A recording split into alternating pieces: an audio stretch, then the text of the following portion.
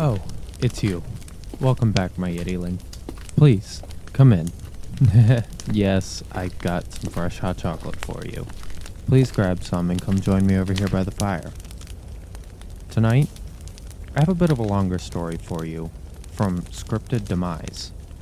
It's called I Investigated My Grandfather's Death and Found Family Secrets That Live Inside Me. My grandpa died last week. He wasn't physically in my life very much, but he was supportive from a distance. He never attended my high school games, and he wasn't even there for my college graduation, but he always managed to call. He would remind me of how much he missed me, and he would regale me in his adventures for the week. He was an active man, retired, but living on the edge of the world and thrived off the land. He even built his own house out there, in that little town. He was so happy to tell me when he finished it. He even sent me the blueprints, and I got to design my own room for when I could come visit. He lived on the edge of the world, loved me, and never struggled to survive, which is why I couldn't accept his sudden death. They said he did it to himself. No, I didn't accept that at all. I still don't. He wanted to show me his home. He wanted me there. He wanted to live. And I had to know why someone wanted him dead. He left me the home he built in his will. And that's where I went. It was more beautiful in person than the pictures he sent. The house he built at the edge of the world was a thing of quiet grandeur. It loomed at the top of a winding dirt road where the land crumbles into rocky cliffs and the sea beyond stretches into an endless gray horizon. Built by my grandfather's hands. It was meant to be a legacy. The air around it smelled faintly of salt and something else, like fresh dirt and dewy grass. The wooden frame, though solid, seemed to sigh when the wind passed through its eaves, as if exhaling after holding its breath too long. The tall and narrow windows let in just enough light to feel unsettling. The glass warped ever so slightly, so that the world outside always looked a little off. They were thin, too, and allowed in this delicate noise of crashing waves at the cliffside below. Inside, the floors creaked in places where no one stepped. The wallpaper, once rich with intricate patterns, had begun to peel in long curling strips. My grandpa's study was locked, yet some nights, when the house was at its stillest, I could swear I heard the faint rustling of pages, as if someone were turning them slowly, deliberately. I was only there a few days, and there was already some things that bothered me deeply. The townspeople never spoke of the house, not directly anyway. Their glances lingered too long when they saw me coming, and their smiles always seemed a little forced, like they knew something I didn't. When I mentioned where my grandpa lived, the conversation would shift, subtle, but noticeably more uncomfortable. At night, the wind pressed against the walls, whispering through the cracks. I told myself it was nothing, just the house settling, just the wind. But sometimes, when I laid awake in the dark, I felt something else. Something listening, watching, waiting. The first place to look was the study. I had a gut feeling that room was important. It was the room where my grandpa spent all his time. Anything of value would be in there. I just had to find the key. And after sweeping through the entire house, I came up empty-handed. The fruitless search was infuriating. Late at night, I was pouring myself a glass of whiskey from the decanter in the kitchen, debating whether a boot through the door would bring me enough catharsis or an axe would.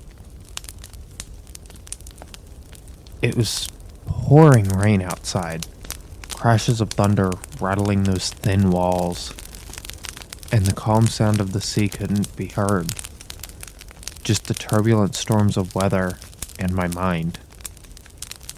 I looked up and saw it. The attic hatch.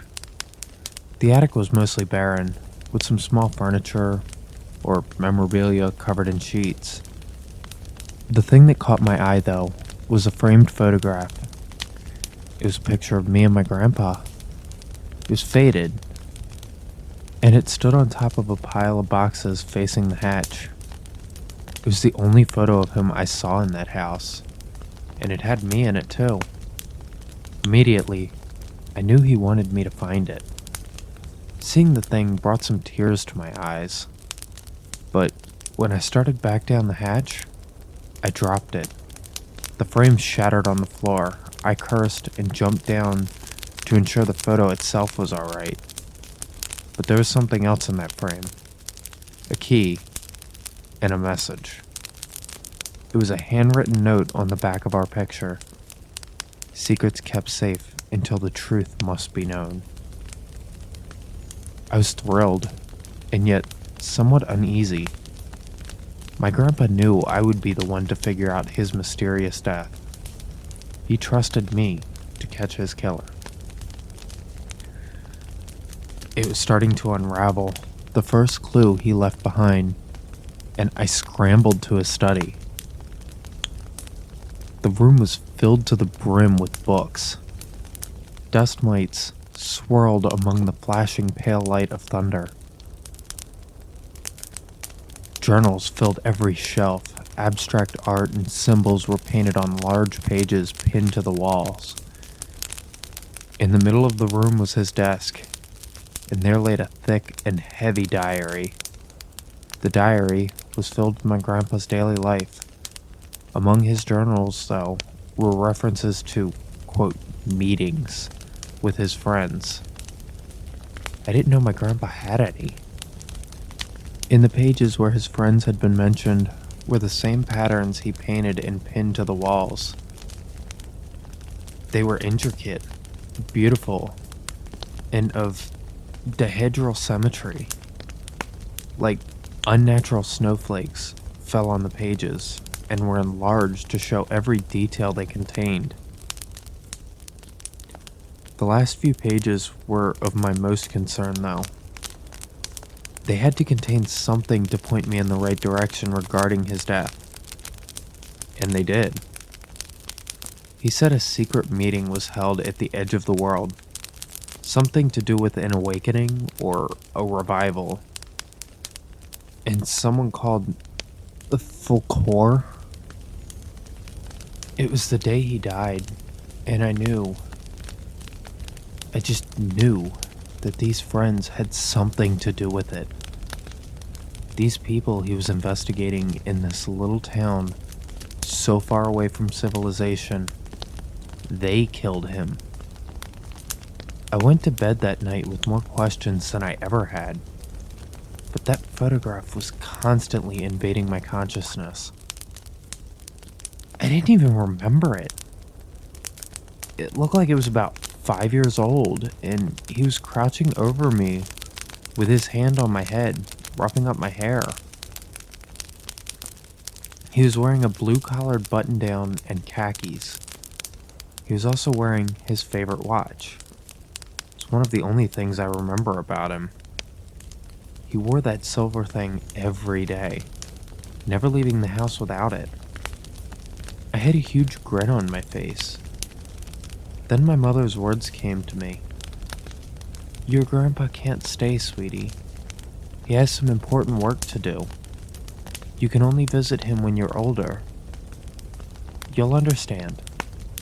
I never did. I still don't. I fell asleep that night, unnerved. That aching feeling, someone was watching me, crept up again. And so I left all the lights on, blinds closed. I could have sworn I saw movement outside, just beyond the tree line. The town at the end of the world is a place where moisture thrives. It flows in from the ocean in the west, and from the forest in the east. Dew drips off of every surface, and thick fog permeates the air every morning. This means most things in the town are made of wood. Any bare metal exposed to the elements can't stand the moisture and turns to rust. The town hall, post office, civic center, all fresh, unpainted wood. I went on a walk that day through the town to clear my mind and for groceries. The mixture of booze and family secrets didn't sit well in my mind or my body. So I prescribed myself a calm walk through town to dissect my thoughts and find answers. Who are these friends? How can I find them?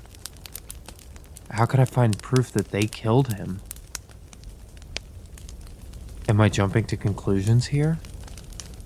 I debated myself until I noticed something strange. A man following me. He trailed not too far behind. He seemed nervous, fidgety. His head hunkered low, and he wore a hoodie that covered most of his face. He was talking to himself. My suspicions turned to paranoia. I noticed him from further up the hill, close to my grandpa's house. He had been behind me ever since. I decided to turn right. He followed. I turned right again. He was behind me. One last time. Yep, still there. Definitely following. I turned down an alley and started to sprint. I made it 4 steps before I got pinned to the wall. He threw me against it with unnatural force. It knocked the wind out of me, and before I could scream, he covered my mouth and held my throat. "Listen, girl. You shouldn't have looked," he said in a rushed whisper.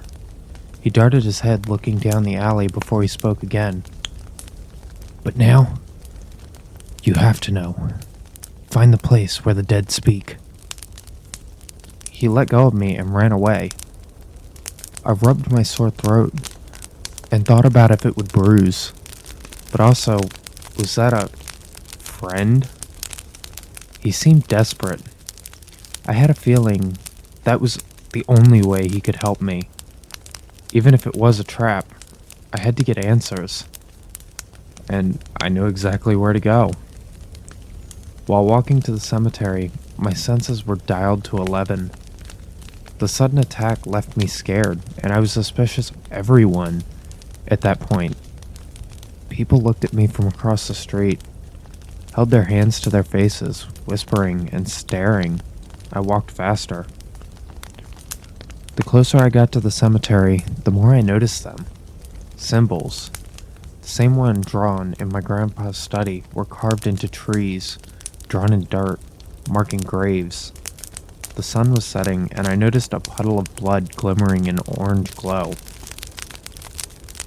A fresh corpse laid over a stone, the body carved and twisted into a snowflake. It was my grandpa. I sobbed over his corpse. The loss was paralyzing.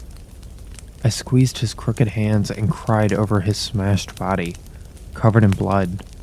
My tears ran dry. The reality? No. The finality of his death made me come to my senses. He was supposed to be dead a while ago. Those friends aren't just some people, but everyone that lives at the edge of the world. His body must have been laying there all day, and no one came. All the strange looks, the crooked smiles, the half answers. The whole town killed him. I was in over my head. I had to leave. I ran to his house as fast as I could. The hill to the house was covered in those symbols. They were carved into the ground while I was away, and littered every inch of the hillside. A voice called to me from the tree line, beyond the snowflakes on the ground. It was the same man as before. "You're too late," he shouted. "It's already done. Don't go." He ducked behind some branches and fled. I grimaced and turned back towards the house. I packed my things and combed through the study. The first thing I grabbed was my grandpa's diary, but noticed a jewelry case sitting on the shelf beside the door. I opened it to find my grandpa's watch. It was the first time I was ever able to get my hands on it, and I definitely had to keep it.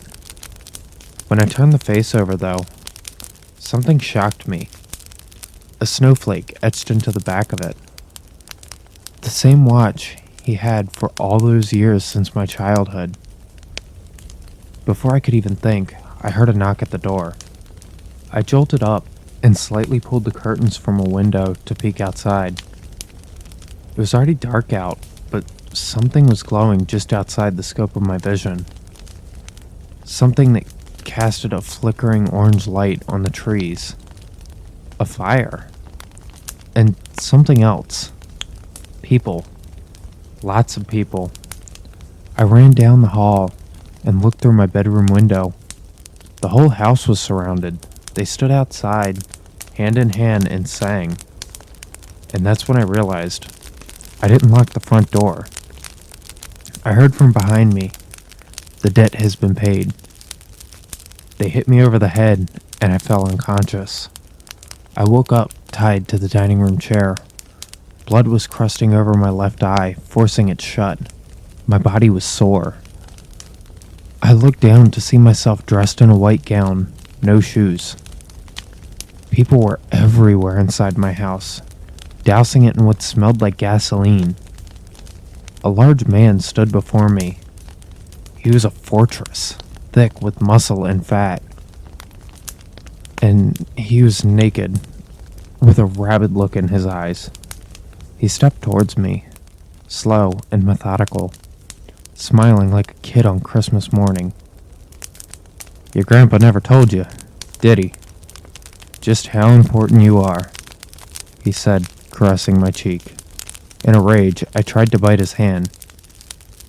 "You sick fucks killed him!" He seemed shocked. I would even say that. No, my dear.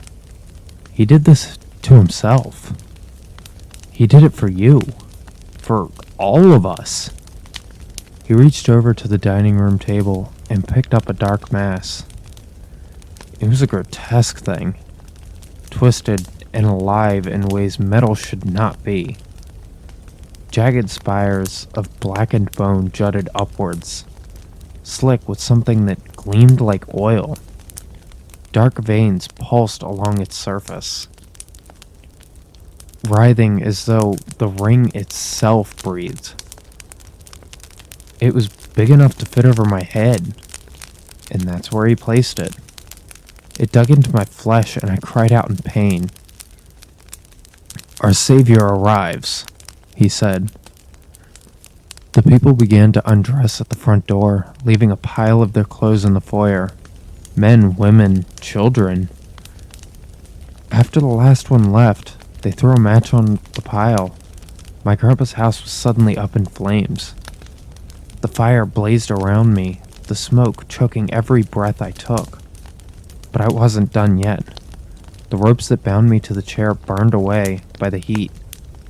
Or my own frantic desperation was able to unravel the knots. But the crown still sat heavy on my head. No matter the force I used to pry it off my head, it never budged. I had to escape. I had to fight.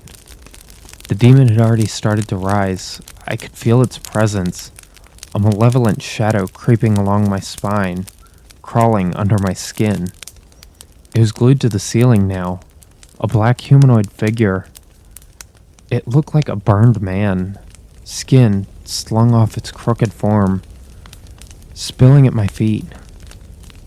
I tried to stand, but my legs shook beneath me. The fire's heat and presence of the demon made it almost impossible to focus. It pounced on me. I closed my eyes, breathing deeply, trying to push it back. but it was too powerful. It wanted in. It wanted me. I felt it, a sharp searing pain, like claws raking across my ribs, dragging up my throat. My mouth went dry, and before I could react, I tasted something foul. The air around me thickened, and I knew it was coming. The demon wasn't just going to take me, it was going to force its way in. I screamed as I felt its claws tear into my throat, its weight pushing against my chest. I punched its bony, squishy body, trying to stop it, but the force was too much. I gasped, choking on the foul, burning presence as it pressed against my lips, forcing its way into me. It was like swallowing fire, raw, twisted power, seething with anger. I tried to fight it, to pull back, but it was already inside. My body jerked violently as its essence poured into my mouth, down my throat, and into my soul. And then, it was there, inside me, a storm of darkness that flooded every inch of my being, filling me with a terrible, unnatural strength. I struggled to control it. I fought to hold on to myself, but the demon was too strong, too vicious. It tore at my mind, clawed through my thoughts, demanding control. I fought back with every ounce of my will, struggling to force it back, but it was no use. It pressed harder, consuming me from the inside out. And that's when I felt it, a snap, the last vestiges of myself breaking apart. But instead of surrendering, I grinned, because somewhere in the madness, I knew what I had to do. With one last scream, I let the demon take me, but not the way it wanted, not the way it expected. I threw myself into the fire, my body a weapon as I smashed through the flames. I fought through the heat, through the pain, my mouth open wide, as I wouldn't let it try to break me. But it didn't know. It didn't understand. I would control it. When I walked out from the wreckage, the cult was there, kneeling, their face twisted in grief. They saw what I had become, and they began to wail. And I let them see, just for a moment. I smiled, because at that moment, I knew they had made a mistake.